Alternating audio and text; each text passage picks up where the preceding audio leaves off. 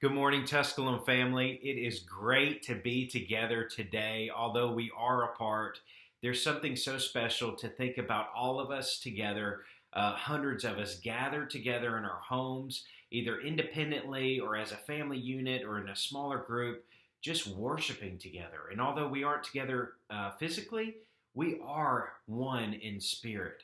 And that is so powerful. That is so awesome. I'll share with you a story from last Sunday. After our worship service, went online.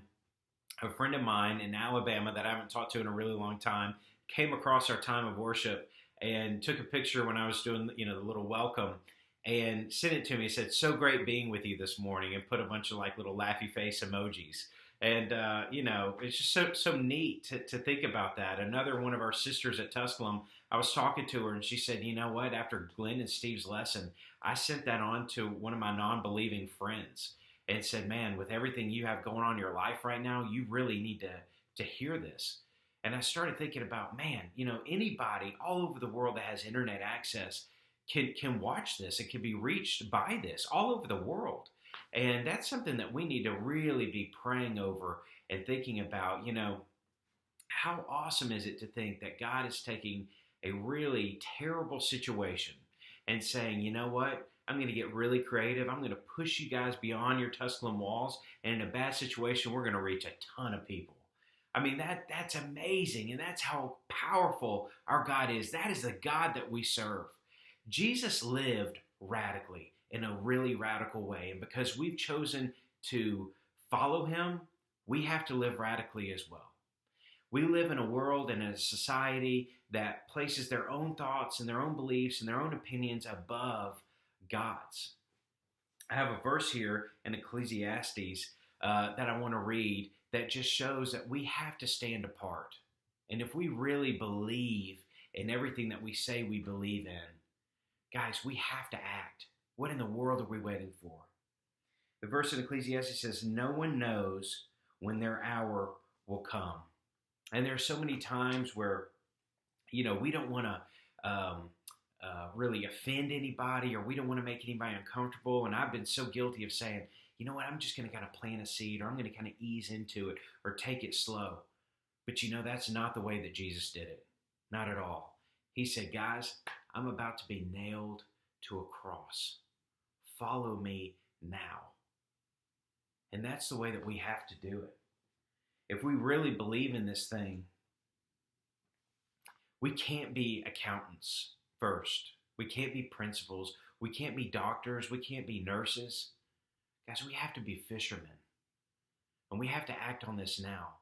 Are we waiting for another global pandemic to happen, or another 9/11, or another recession, or something that's going to shake this country to our core? Are we waiting for someone that we love and someone that we really care about to die lost? There's nothing more heartbreaking than that. Guys, today Steve is taking us on kind of a special little journey down to Jerry Crawford's place. And they're going to be talking to us about how to become true fishers of men.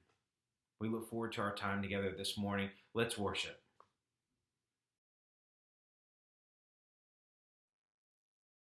I just want to be where you are, dwelling daily in your presence. I don't want to worship from afar. Draw me near to where you are. I just want to be where you are.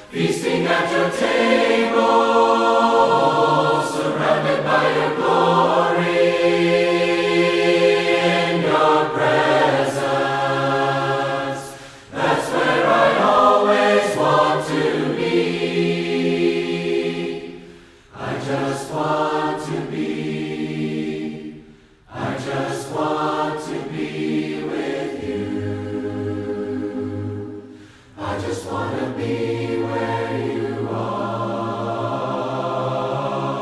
dwelling daily in your presence. I don't want to worship from afar. Draw me near to where you are.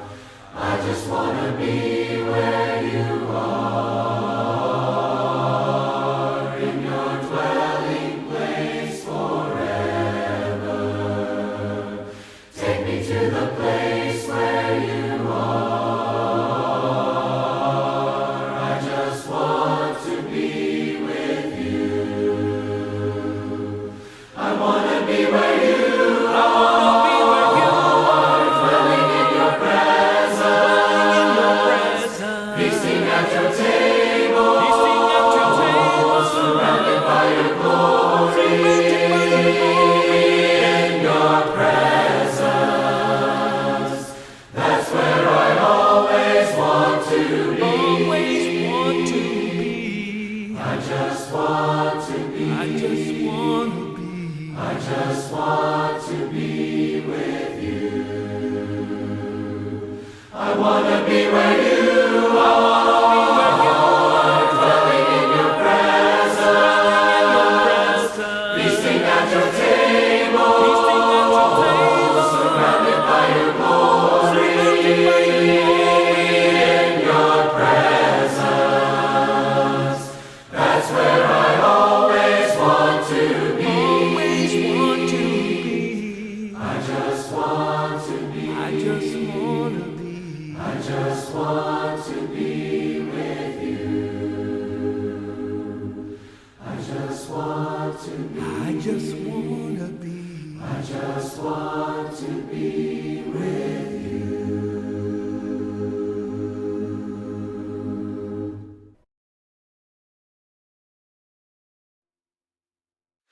Amazing grace, how sweet the sound that saved a wretch like me. I was lost, but now I'm found. Was blind, but now I see. 'Twas grace that taught my heart to fear, and grace my fears relieved. How precious did that grace appear, the hour I first believed. My chains are gone, I've been set free. My God, my Savior has ransomed me, and like a flood His mercy reigns. Unending love, amazing grace. The earth will soon dissolve like snow. The sun forbear to shine, but God who called me here below will be forever mine. My chains are gone, I've been set free. My God, my Savior has ransomed me, and like a flood His mercy reigns. Unending love, amazing grace. My chains are gone, I've been set free. My God, my Savior has ransomed me, and like a flood His mercy reigns. Unending love, amazing grace. My chains are gone, I've been set free. My God, my Savior has ransomed me, and like a flood His mercy reigns. Unending love, amazing grace. My chains are gone, I've been set free. My God, my Savior has ransomed me, and like a flood His mercy reigns. Unending love, amazing grace.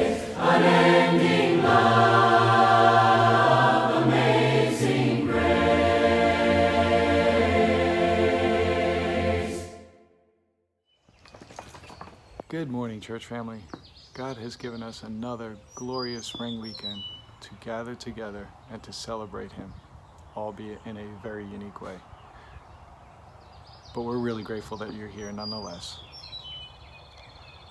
I don't do it as often as I like, but when I do stop and pause and admire what God has really done here in His creation, I'm just in awe of His perfect design and the life that He's created and the intentionality behind it.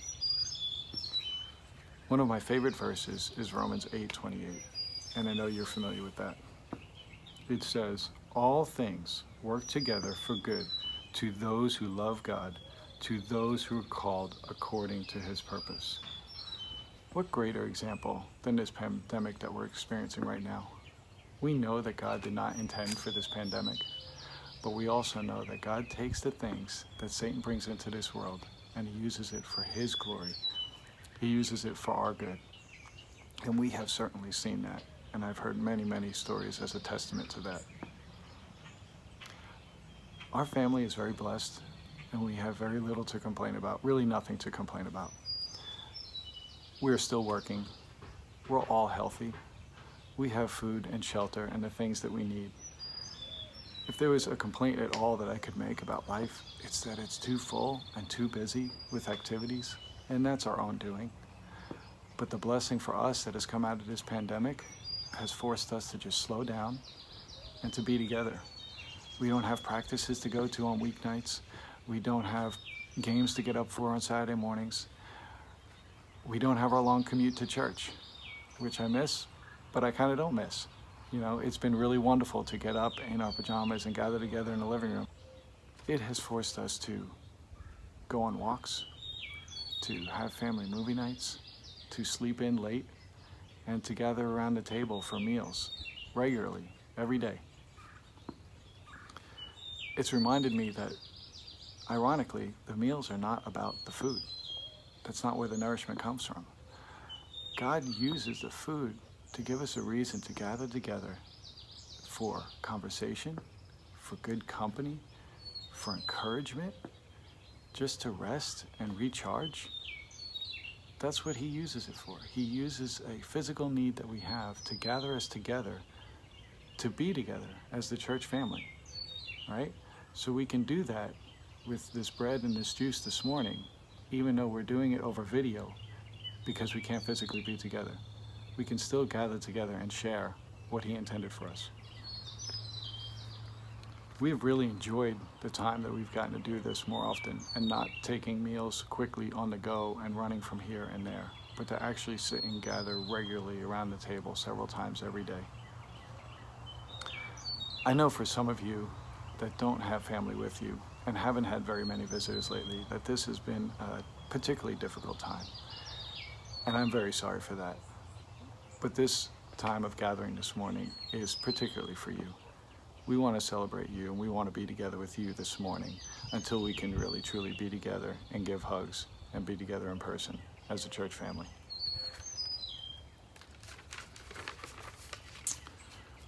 Before we pause and take communion together, I wanted to share two scriptures that I think are very pertinent as we do get together and share this meal as a church family.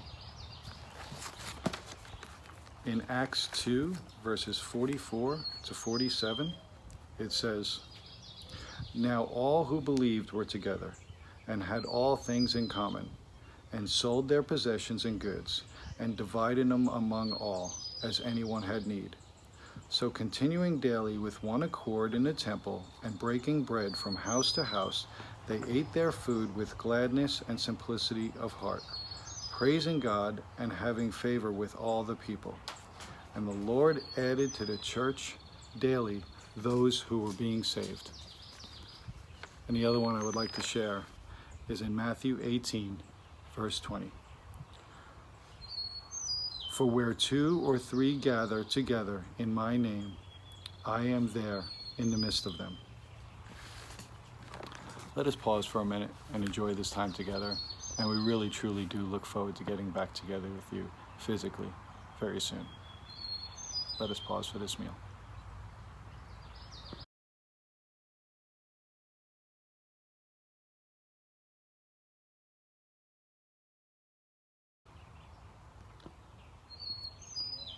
Would you pray with me? Dear God, good morning, and thank you so much for this beautiful morning, for this time to be together in a way that we could have never imagined. We thank you for the technology. We thank you for our church family who has worked so hard to give us this opportunity to continue to worship you. Father, we thank you for all those that are healthy, that have not been affected by this virus. Father, we pray a special blessing of all those families who have been directly affected by this virus. And we pray that you will restore their health, that you'll encourage them, that you'll let them depend on you and feel your presence. Father, we thank you for this meal that you've provided.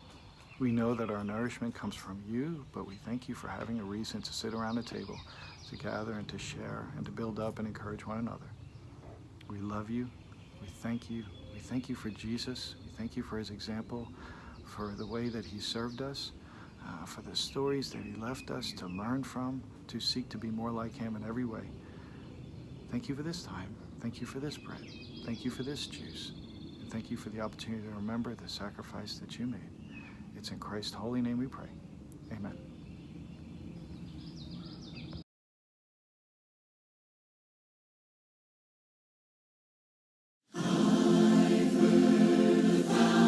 Stories of what they think you're like, but I've heard the tender whisper of love in the dead of night, and you tell me that you're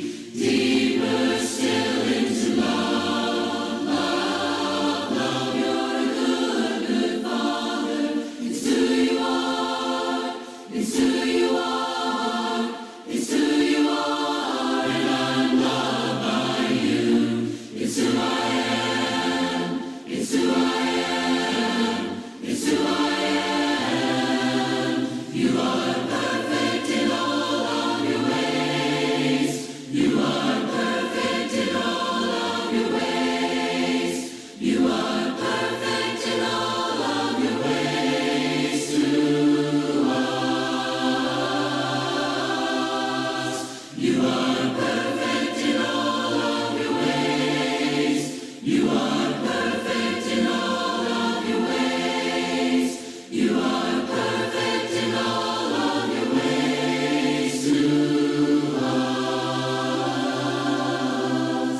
To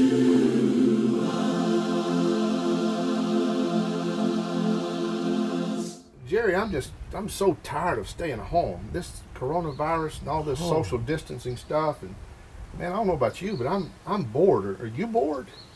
I'm totally bored. What, with 6-7 weeks now, I guess we've been into this staying at the house, nothing to do but your wife having to look at you all day. You know, at least we had some kids, we could at least play and do some things, but old as we are, we just sit around and look at each other 24 hours a day. Well, I feel sorry for her. I bet she wants to get out of the house. I know I want to get out of the house. It's a beautiful day. Why don't we do something fun? Fun. Oh, okay, fun. Let's have some fun. A couple of nights ago, back here on the farm, I had a tree about this big around, big oak, and the wind took it up by the root and come across one of my trails. I've got a couple miles of trails back in here. And let me tell you, I think fun would be getting my tractor, my forks, and my chainsaw, and come over here out the wild. We'll take about 2 or 3 hours, and we can cut that tree out of the trail, and maybe move the log with my tractor, and then we can cut it up into blocks, and we can take it back to the house, and then we can bust the firewood up for my fire pit here. What do you think about that? Does that sound like fun? Well, I'll be honest with you. That doesn't sound like a whole lot of fun. I was thinking more like, why don't we go fishing? Now that's fun. I ain't been since yesterday. Well, let's go. Let's do it. Let's do it. All right.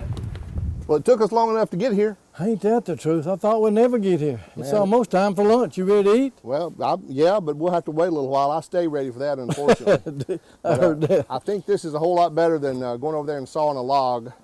So, Jerry, man, you and Janice have been members at Tusculum for how many years now? I imagine Steve, 38 probably, 37, 38 years. 38 years. Yeah. And you guys have done a lot of great work at Tusculum. You've been some of our most faithful members for years. And man, I just appreciate you letting me come fish with you. I've fished with you so many times. I mean, Jerry, you have been all over the world fishing. You've fished for just about every kind of fish there is. Yeah. You've been out of the country to fish, and you've been in the country, and you're a professional guide, hunting and fishing guide.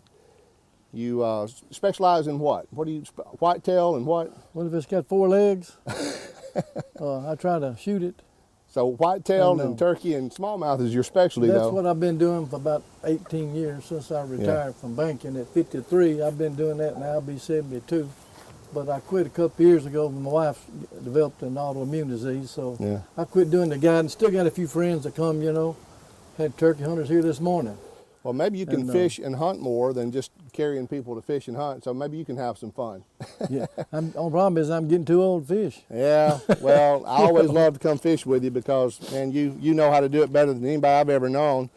And just thank you for letting me come out on this beautiful day. How long have you been fishing? What did you tell me, Probably 50, 60 years, something like that? 5 or 6, when I was 5 or 6 years old, I remember going to the chicken house and digging the worms and then getting on the bicycle with my life jacket and riding down to the creek by myself. I couldn't swim much, so I always had to wear my life jacket if I went, but I could go by myself. So I'd go down and sit there on the creek and I'd fish, and I'd catch a fish and I'd take a stick with a fork in it and put the fish on there and pull it down to the fork through the gill where they couldn't get off. That was we couldn't afford to buy a fishing line to put the fish on, so I did it on a limb. And that's kind of the way I got started. Yeah. And I remember back, which is kind of funny, but seeing us sitting in this boat, it reminds me back when I was 6 and 8, 9 years old before I was ever baptized. I remember the preacher used to come over all the time to the house on Sunday. You know how y'all do, eat chicken with us. And that's the only reason we eat chicken is because that's the only thing the brethren feed us. We'll take steak every now and then.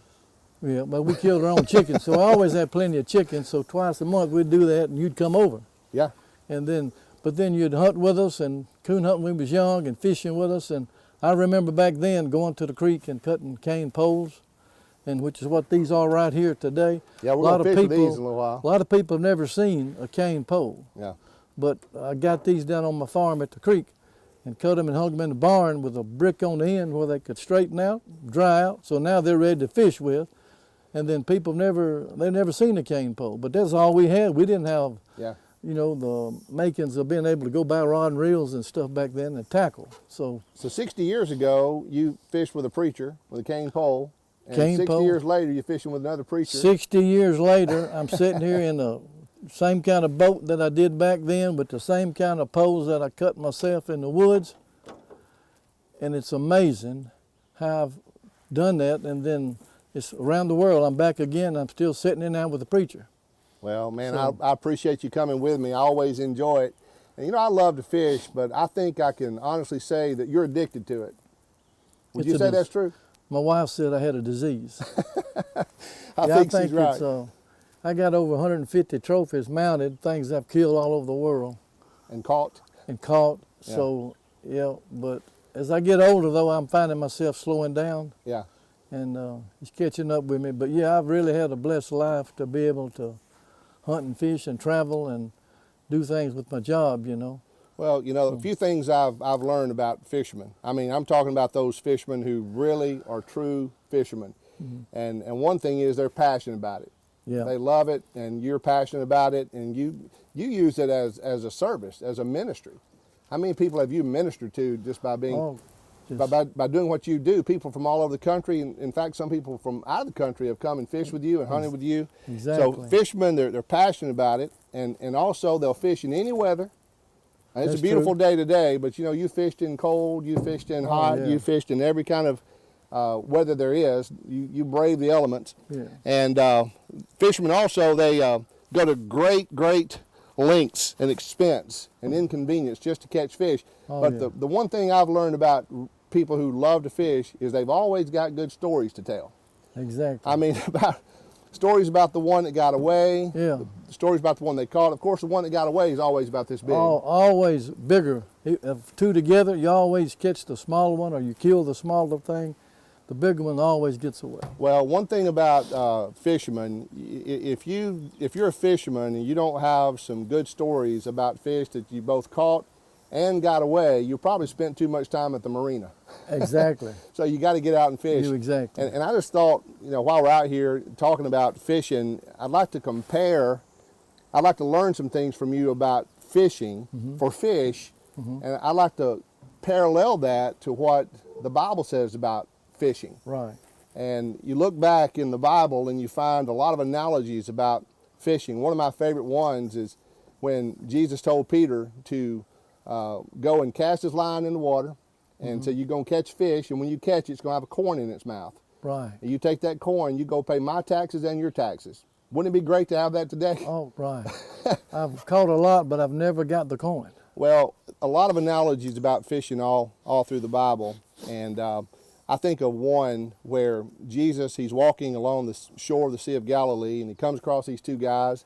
Turns out they're brothers. One's name is Simon Peter, the other one is Andrew. And he says, come and follow me, and I'll make you fishers of men. Yeah.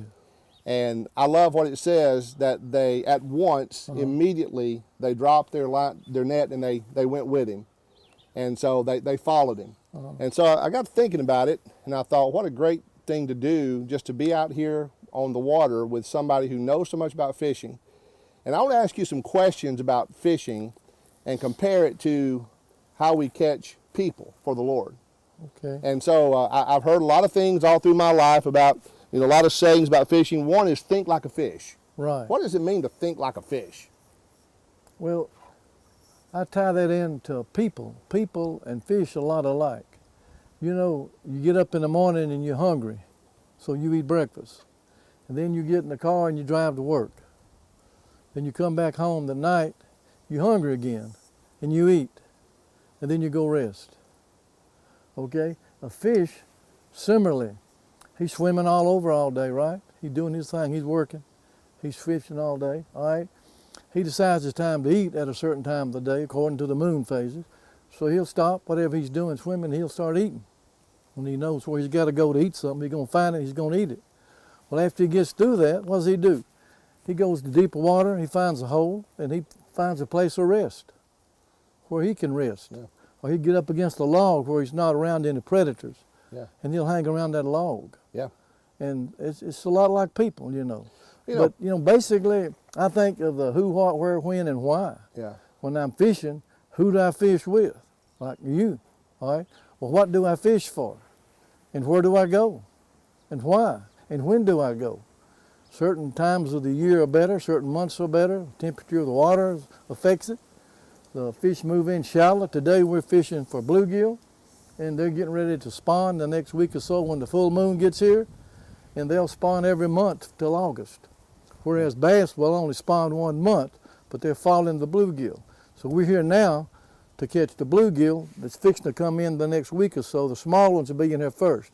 Then the bigger ones will come in and spawn, go in their beds, and then that's when you'll go bluegill fishing and catch them. So Yeah, a lot like people. You know. Yeah, it's a lot like people. I mean, fish have their preferences and they have their feeding habits, and some like to be Exactly. in the deep water, some in the shallow water, some like to go Exactly. under rocks, and some like to go where the wood is and all that kind of Exactly. stuff. You know, it's like a fish. People have hopes and dreams and desires, and just like anybody else would, as far as when we're talking about people. And so that's one thing I've always heard, is to think like a fish. And I've always Yeah. wanted to ask a really good fisherman exactly what does that mean. I know we Yeah. could talk more about that, but another thing I've always heard is you got to go where the fish are biting. So how do gotta- you know where the fish are biting? Because I've been with you numerous times. I've been by myself Right. and can't catch anything, and I come down here and go with you, and we catch fish. Yeah. I say we catch fish. You Right. catch about 5 to my 1. Oh. But how do you know where the fish are biting? You always seem like you know. Is it the temperature of the water, the barometric pressure? Is it the moon? Or I mean, what is It's it? so many things. The full moon is the best time to fish, 3 days either side. Even the full moon affects people. There's more crime on the full moon nights. You know, there's more crime with full moon. Yeah. At the solar table, the moon phases each month and stuff. So I study all about that. And then they have the best time of the day, the prime, and not as much prime time feeding during the day. So I do a lot of that kind of stuff. But you got to know what you're fishing for, and how deep the fish are, and when they're coming in on that day to eat, and what they're feeding on. What they're feeding on is the most important thing. Like what they feed on the bass in this pond. The bass will feed on crawfish and crickets Yeah. and lizards and things like that. But do you ever find sometimes, like with people, no matter what kind of bait you use, they're just not ready to bite. They Yep. don't want to bite. You have some days like that. Some days the fish don't bite, and then some days you catch small fish but not the larger fish. So you have to know when the small ones come in first, and then the big ones come in to spawn in the spring when the temperature gets around 58 in the water. Yep. And then, so you determine it a lot by that. So you all know. fish are different. It's like all people are different. Exactly. You got to approach fishing for brim in one way, and fishing for largemouth in another way, and Exactly. fishing for crappie in another way. If you go Exactly. saltwater fish, you're going to have even another way to fish. Exactly. So, you know, I like when Jesus told his disciples, he said, cast your net on the other side of the boat. They hadn't caught Yeah. anything. And so, go where the fish are biting. So they cast their net on the other side of the boat and caught a lot of fish. Oh, Another yeah. thing I've always heard is fish at the right depth. Depth. You know, I know some fish like to be on the bottom, some like to be, more on the top. Yeah. Or does it depend on the weather, or how It does that depends work? a lot on the barometric pressure. When the pressure is rising, it's a good time to go fishing. When the barometric pressure is falling, you might as well stay home. Like I've always had the analogy, when it's fish is in the south, winds out of the south, it puts the bait in their mouth. When it's out the west, they bite the least, Yeah. the west. And so tie all that in, know which banks earlier in the spring, getting warmer. But you got to get the temperature. right depth, right? The depth, you got to have the depth. You got to know what the fish are feeding on. The shiners and you notice we got minnows in the water here. The minnows, they spawn the small ones first, so the fish will move up from the deep end to feed on the minnows. Yeah. And they'll do that earlier. I've, as a preacher for 31 years, as a Christian for even longer than that, and trying to win people to Christ, Right. being a fisher of men, that's what God calls us to do, which is more important. As much fun as it is to fish for fish, Yeah. our greatest responsibility, of course, is fishing for men. And as far as the depth is concerned, what I've learned through the years is you can't go too deep and you can't go too shallow. Right. Some people they don't know a whole lot about God, the Exactly. Bible, or anything, so you have to fish more shallow. Then you find some people who have a little bit more knowledge, or maybe a lot more knowledge, and you fish a little deeper. What I've learned is you just got to go where people are Exactly. You know, just like the fish, you've got. I know you've talked to me about turkey hunting. Yeah. The success in turkey hunting depends on you getting between the turkey and where it wants to go. Where he wants to go. And it's a lot Exactly. of it's that way too with fishing. I know a lot of times, but Yeah. and also my grandpa would always. I would go dig worms with my grandpa when I was young, and we'd go fish with those brim in their own bed. Right. Love that. Bluegill, shellcracker, just All loved that. it. But one thing he'd say, son, you got to use the right bait. Because Yeah. I love to use crickets, you know, Yeah. fishing for Yeah. brim too. But so how do you know what's the right bait? Well, with the panfish, we call the bluegill, the Yeah. brim, worms and crickets, they're good for that. But if you're going with bass, then generally you use an artificial bait. So what you got to do, you got to imitate the bait so the bass will think that's the same thing as he would be finding in the water, be it a crawfish, because they'll be brown on the back and orange on the bottom. Yeah. That's the crawfish when they come up out of the hole, which is right about now. So you would throw a crankbait which dives down, maybe floats back up, but it looks like a crawfish. And so you would start fishing in the shallow water, maybe 2 to 6 foot. As the bass are coming in, they're getting ready to spawn, so they'll be feeding coming in. So even if you use artificial bait, what you're saying is you want that bait to look like what's in their natural habitat. Exactly. If it's a minnow they're feeding on, Yeah. then you show a rattle trap or something that's got the So rattles in it and that's silver and blue. You throw something strange in there that they're not used to seeing in the lake. Yeah. I mean, what are they likely to do to avoid it? It's hard to say. Some will and some won't. Yeah. You know, if they're feeding and it's time for them to feed, when they're on the bed, they're not going to feed. Yeah. And sometimes you'll catch a fish on a throw in there where a fish is on the bed, and he'll pick it up and move it off his bed and lay it down. Yeah. And you can do it 3 or 4 times, and you won't catch him because he ain't ready to eat. He just wants it off his Yeah. bed. You know, catching fish, you can use live bait, you can use artificial bait, Right. and that's okay with fish. But you know, I have a concern when it comes to being a fisher of people that I'm afraid nowadays too many people want to use artificial bait. That is, they don't want to use the truth of God's word. Exactly. They come up with some way of finding God that's foreign to what the scriptures teach. So I think there's a lot of artificial fishing out there for people Yeah. instead of just, you know, being live and real. Have to be Yeah. real with people. And I think that's important. And so we're not trying to fake people off to try to catch them, Right. so to speak. Now, you might do that with a fish, but not with people. Right. And also, when I was a kid, I remember going fishing with my next door neighbor. His name was John T. Morgan. He was a great fisherman too. But he said one day, "You've got the wrong size hook." Right. Okay, so talk to me about the hook, because I know you can't catch a bluegill with a big treble hook. Exactly. And you can't catch a shark with a little brim hook.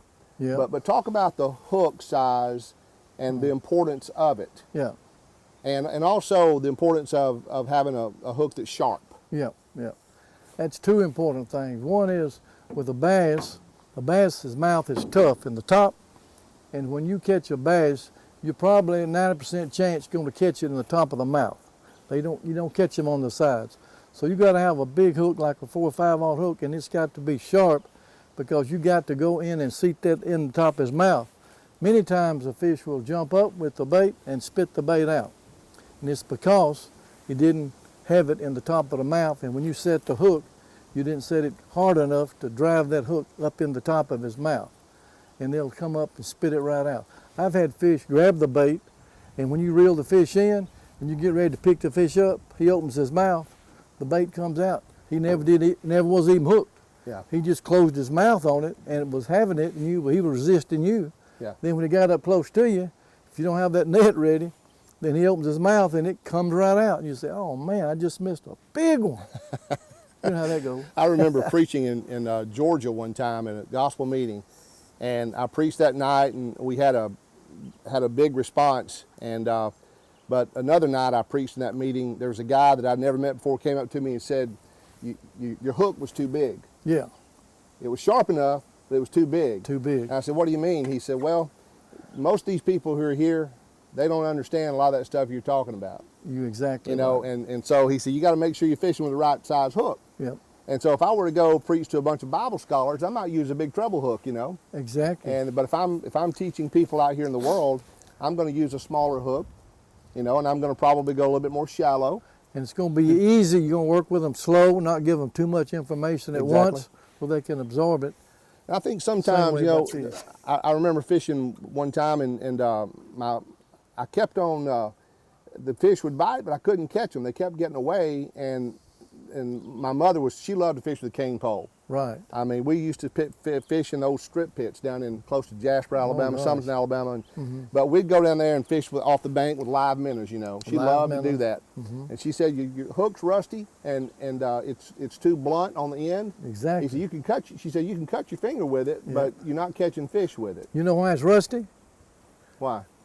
You go fishing, you open your tackle box, and it rains a little bit. Yeah. And then next time you go fishing, you open your box, and everything in there is rusty. Yep. Well, you know, the church is a lot like that too, though, Jerry. I think sometimes we try to fish with rusty hooks. Right. I mean, you take like years ago, knocking on people's doors as a form of evangelism was Right. very effective. Exactly. Now, I'm not saying you can't catch fish like that, but you're not going to catch as many as you used to. That's kind of a rusty Exactly. hook.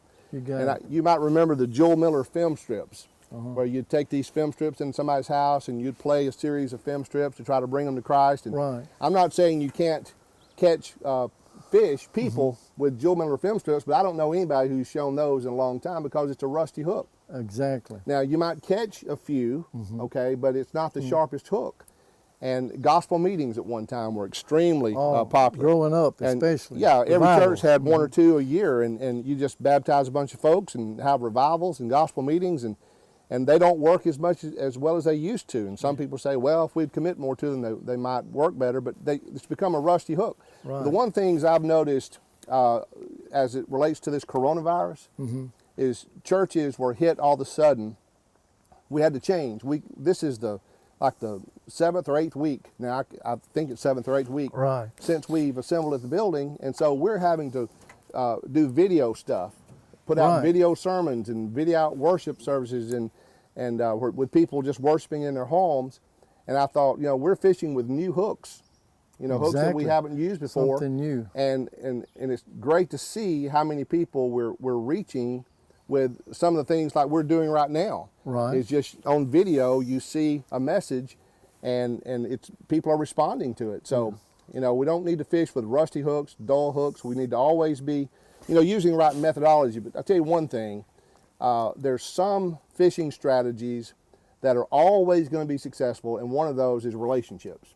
You know, just Exactly. building relationships Building. with people. That's always going to be, no matter how technologically advanced we get, building relationships with people, relationship evangelism is always going to be the best lure. And I don't like the word lure because you're trying to fake somebody off. We don't want to try to fake anybody off. Right. But I think this coronavirus thing, a lot of awful things are coming out of it with over close to 60,000 people dead in the United States right now. Exactly. And at the same time, we're told that all things work together for good to those who love the Lord, to those who are the called according to his purpose. So Yeah. in the midst of this incredible pain and suffering, we got to find ways to keep on fishing, Right. you know, fishing for men. And you know, it's great just to come out here today and because we've been quarantined so much and just to get out Oh, here yeah. and get away a little bit. But also, when I was fishing years ago, we used to fish with trot line some. Trot line. So using more than one hook. Tell me Right. what trot line fishing is, because I think that's more like the church. You think of a fishing line, so to speak. Right. You got hooks every few feet Yeah. on that same line, and I Right. think of the church like that. We're all on the same line, Yeah. but we got multiple hooks. Talk to me about that and the advantages of that. Growing up, of course, we loved catfish growing up. And the way to catch catfish is to run a trot line where you put maybe 50 hooks on a line and then anchor it down with the bait, maybe shad guts or something. And then you run it out in the bay of a creek or something or in a cove. And then you come back and check it later on in the day. We did a lot of that. We did the limb lines where you put a line on a limb on a tree like these are sticking over and put your bait on it and a weight. And then you run maybe 10 to 15 lines, come back and check them later in the day.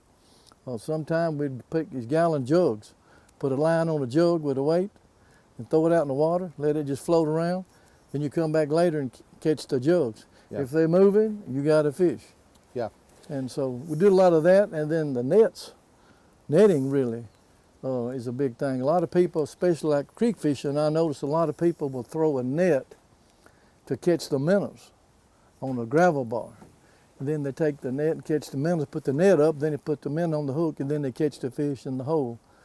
It's I don't like to fish like that. But a lot of people do that stuff. And I know growing up, we'd take a seine, which is similar to a net, in the gravel pits, and we would line the net, and we'd get 3 or 4 across it, a couple in the front to run the fish, and then we'll drag the net, and then when you get to the other end, you pull it up, and you got all the fish in the net. Yeah. Some of them, the big one always jumps over the net.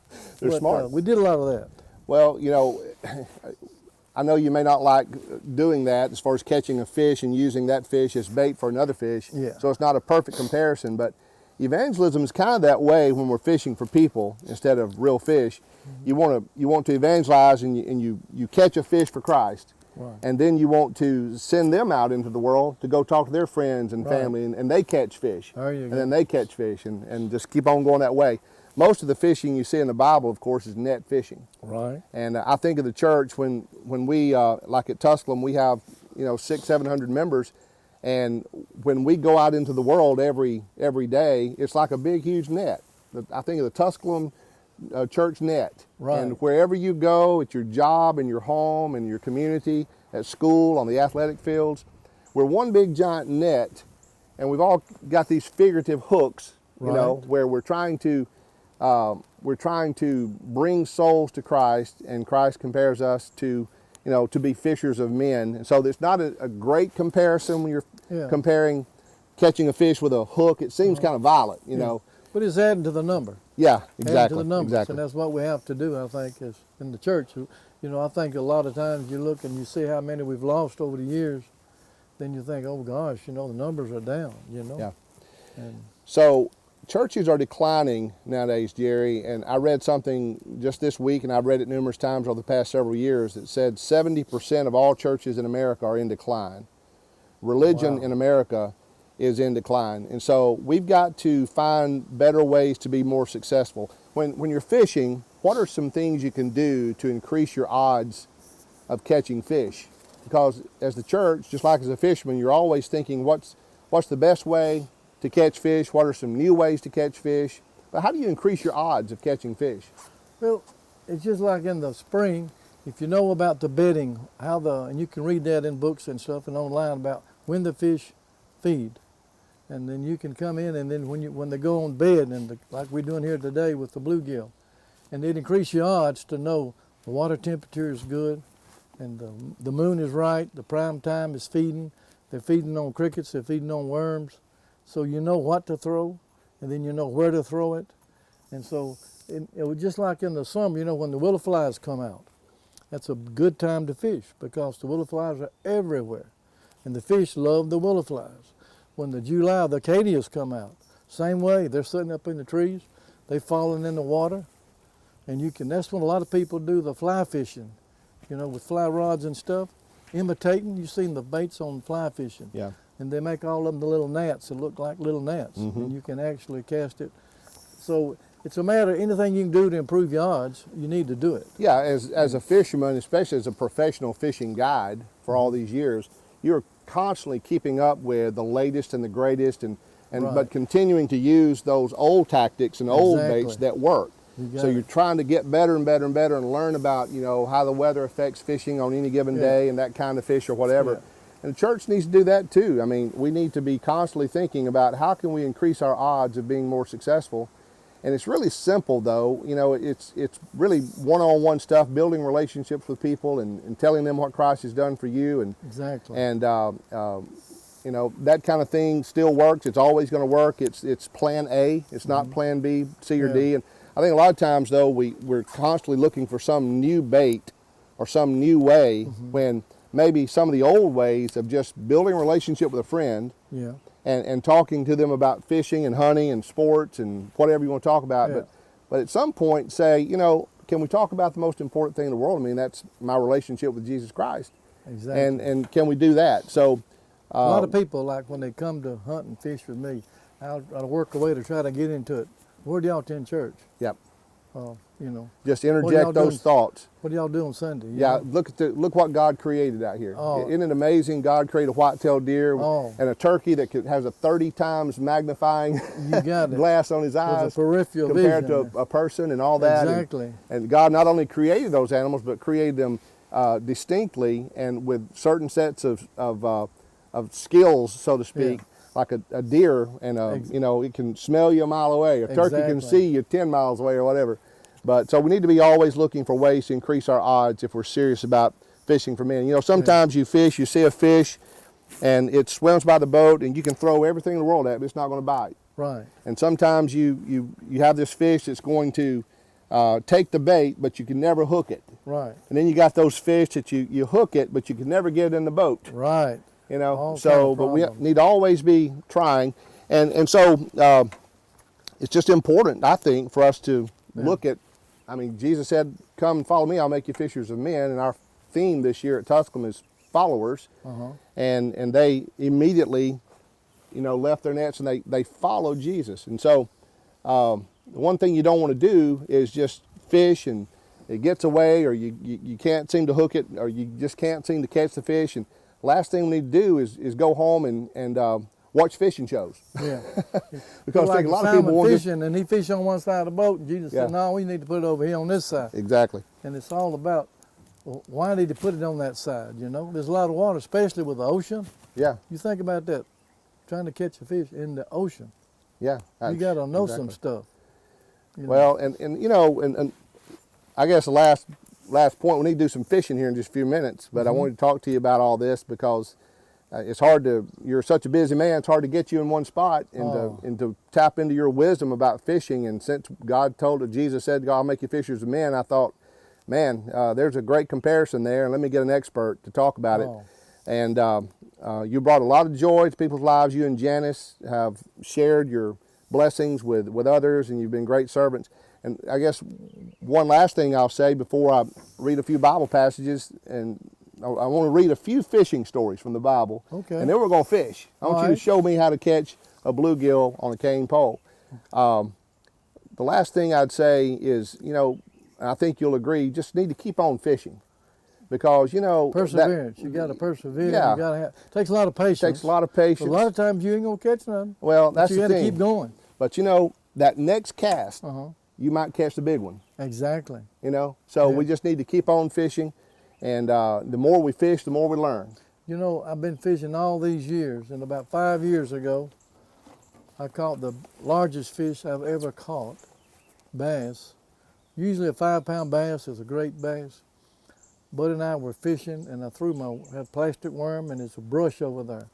And so I knew it was about time for the bass to come in to bed, so I was fishing the brush, because that gives them a little cover. And the fish grabbed it, and I set the hook. When I did, the fish come up. It was so big it couldn't come out of the water. It just sloshed its head like this, back and forth. I said, grab my net, grab the net. So my buddy grabbed the net, and it had a crappie rig tied up with a hook in the net, and he had the pole when he was trying to get the net hung in the, I said, quick, get the net, and it seemed like it was forever. But he got the rod out, he landed the net, it got under the water, I pulled the fish to it, and it weighed 13 pounds and 2 ounces. And it's just, you know, but most of the time the story is the other way. Well, see, one of the things I love about you is you're such a great storyteller, but your stories are always real. And like Jerry Clower, he's a famous comedian. He said, I don't tell funny stories, I tell stories funny. Yeah, exactly. And you're kind of that way, and you have so many stories from a lifelong of being an outdoorsman. And I remember having my 2 boys down at your place back when they were 8, 9, 10 years old, and you had all the fish mounted on the wall. You got hundreds of them, you know, every kind of animal and you can imagine, and fish all over the place. And the boys would say, well, tell me how you caught that one. And you go into the story. Exactly. And you tell how, and so then they'd say, well, how'd you catch that one? And you go into the story how you caught it. And I caught myself being like Barney Fife. Yeah. I'm like, and then? And then what's next? You tell so many good stories. But I want to read a few Bible stories about fishing, or fishing stories in the Bible, and then we'll fish a little bit. Isn't it wonderful that God has created fish, that he provides for us all things richly to enjoy, you know, Paul says, and that we can hunt, we can fish. God told us to have dominion over the animals and over the fish in the waters. And Nimrod, you know, he was a man. Nimrod. Yeah, we've talked about Nimrod before. That's another sermon and another day. But let me read a few fish stories. Luke chapter 5, verses 1 through 7. I think you'll like some of these. You've read them before, I'm sure. One day as Jesus was standing by the lake of Gennesaret, the people were crowding around him and listening to the word of God. He saw at the water's edge 2 boats left there by the fishermen who were washing their nets. He got into one of the boats, the one belonging to Simon, and asked him to put out a little more to the shore, from the shore. Then he sat down and taught the people from the boat, preached from the boat. When he had finished speaking, he said to Simon, "Put out into the deep water and let down the nets for a catch." Simon answered, "Master, we've worked hard all night and haven't caught anything." You ever felt like that before? Exactly. But because you say so, we just need to obey and let God give the increase. You got it. I will let down the nets. When they had done so, they caught such a large number of fish that their nets began to break. So they signaled their partners in the other boat to come and help them. And they came and filled both boats so full that the boat began to sink. You ever caught that many fish before? Not quite. I don't think I'd want to catch that many if my boat's going to sink. If I couldn't get back with it, I might be a little nervous. But if Jesus told me to do it, I trust that he's going to keep me afloat. I'll throw it right where he say throw it. Exactly. And John 21, verses 1 through 6, there's another fishing story. Afterward, Jesus appeared again to his disciples by the Sea of Galilee. It happened this way. Simon Peter, Thomas, also known as Didymus, Nathanael from Cana in Galilee, the sons of Zebedee, and 2 other disciples were together. "I'm going out to fish," Simon Peter told them, and they said, "We'll go with you." So they went out and got into the boat, but that night they caught nothing. Early in the morning, Jesus stood on the shore, but the disciples did not realize it was Jesus. He called out to them, "Friends, haven't you any fish?" "No," they answered. He said, "Throw your net on the right side of the boat, and you'll find some." I bet they wouldn't have caught fish if they'd thrown on the left-hand side. Exactly. That's where they were fishing, I guess, and wasn't catching anything. When they did, that is when they obeyed, they were unable to haul the net in because of the large number of fish. Wow. Can you imagine being in that boat? And one more story, and this is the parable of the net in Matthew 13.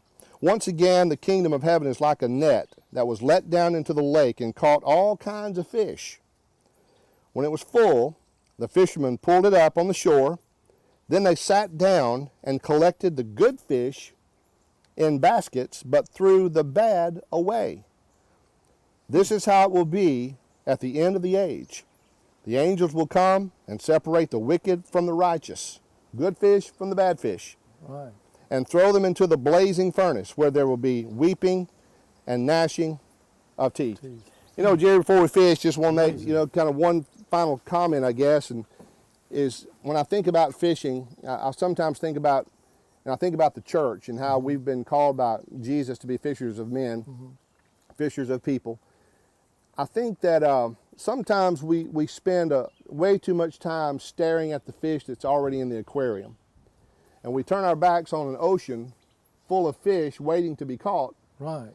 And we see that aquarium, and it's so neat and it's so tidy and it's so pretty and so calming. And we spend so much time trying to satisfy those fish in the aquarium. Right.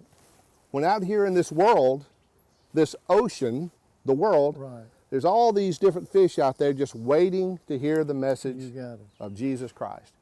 And so before we fish, I think maybe you and I can just commit to not only fishing for fish, but we can make a greater commitment to be fishers of men. Exactly. And try to encourage everybody else that we know to do the same.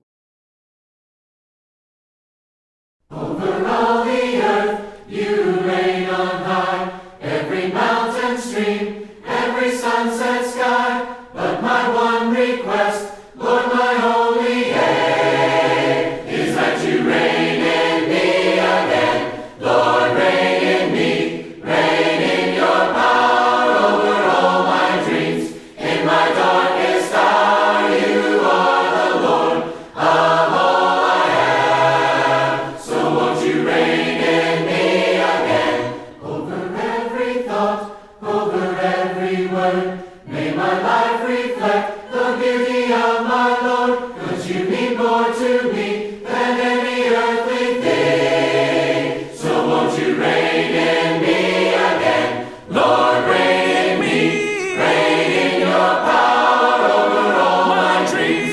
In my darkest hour you are the Lord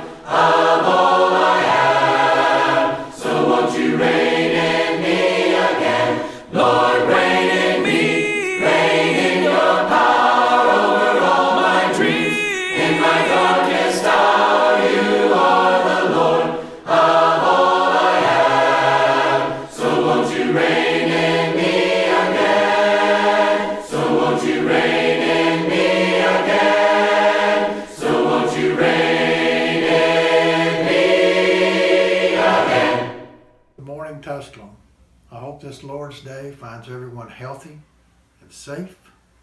And I pray that the worship that we've had today has been encouraging, uplifting, and most of all strengthening. The Lord has given us all, as far as Christians, a great mission, and that is to be the light in this world and to go and share His Word to those in this world.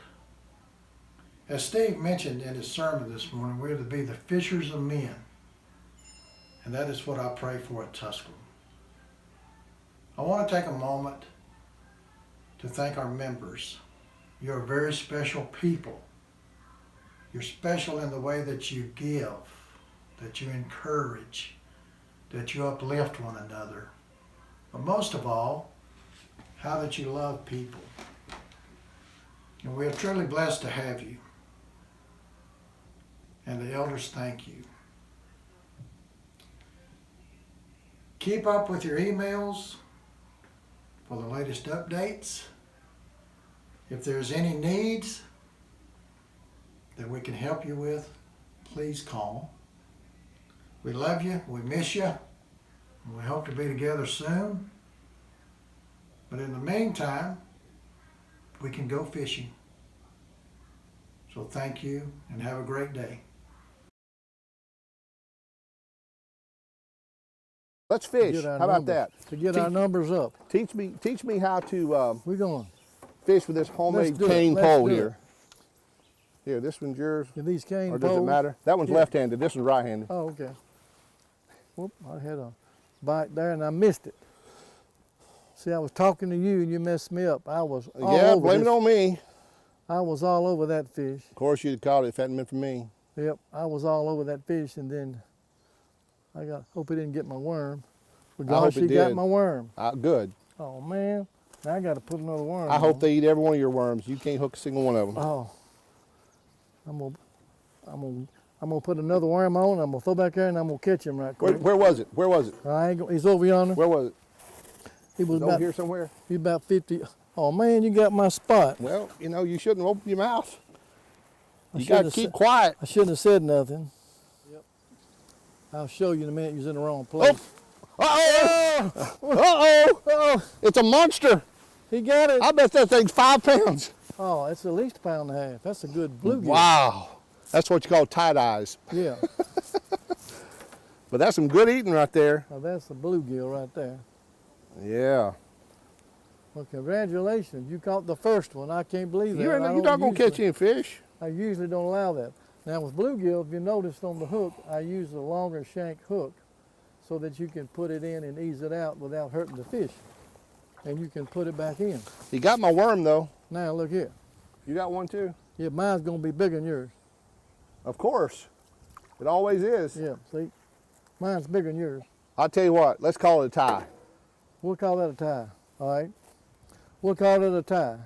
But we could sit here for 2 or 3 hours and we would catch probably 20 or 30 of them. I think mine was about 1/8 of an inch longer.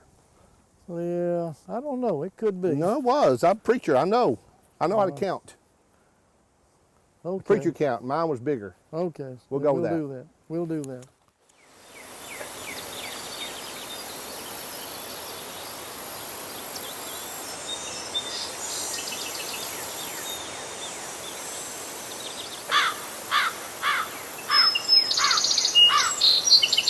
You're on gear.